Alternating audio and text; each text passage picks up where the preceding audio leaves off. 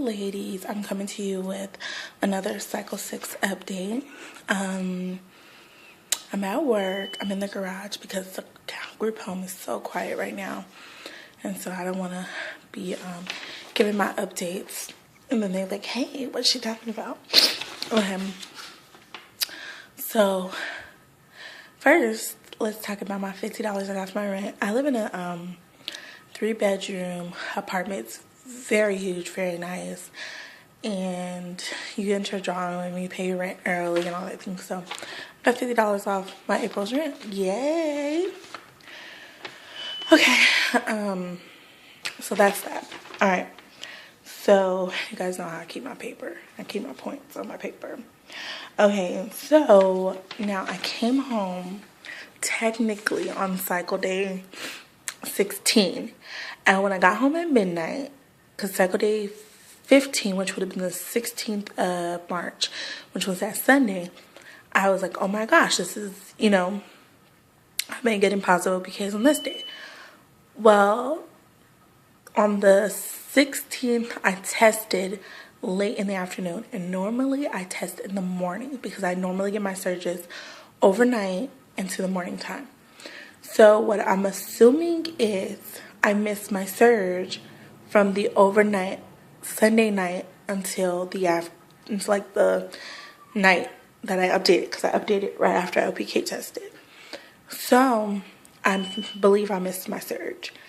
And so that's probably why I got that close to positive test, and then the next day I got the negative test. So that's what I'm gonna assume. The other reason why I'm saying that is because with the no smiley face. Sorry. I normally get a positive OPK test 1 to 2 days before I ovulate. And I also start getting the fertile CM.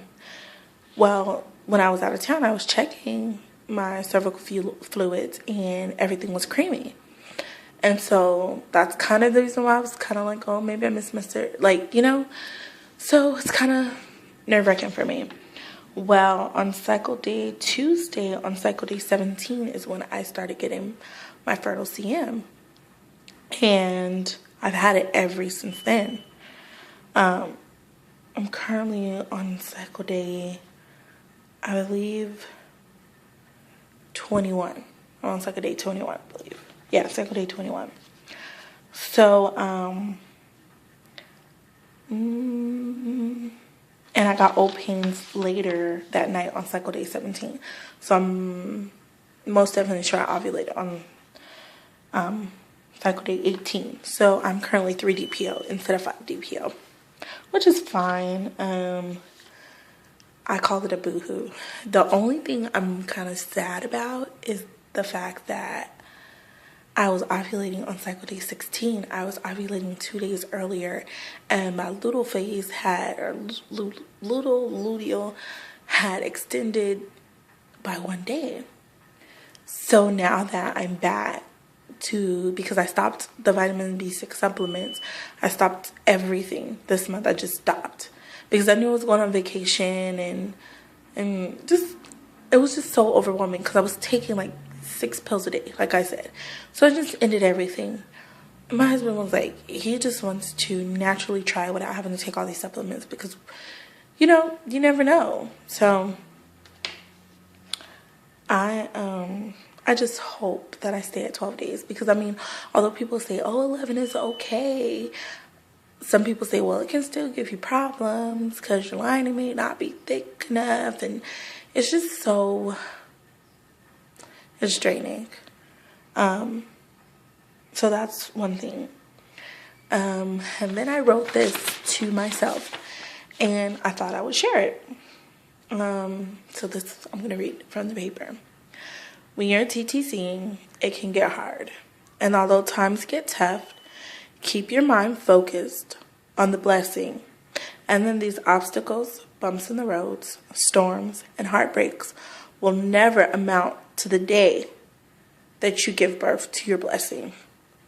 So in everything you do, remember to hope, pray, and love. And ladies, I seriously mean that. I seriously mean in everything you do.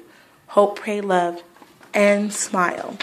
Because when you're hoping, you're praying, and you're loving, you start to smile. You have to put that smile on your face. And just don't give up. Don't be sad. You know, our timing comes when it's time to come, not when we think. Right now, we may think, right now, I need this baby right now.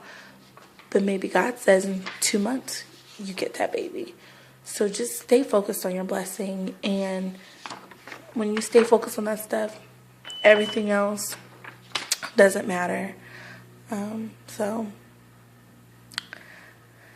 I love you, ladies. And I hope you guys have a blessed, wonderful Saturday.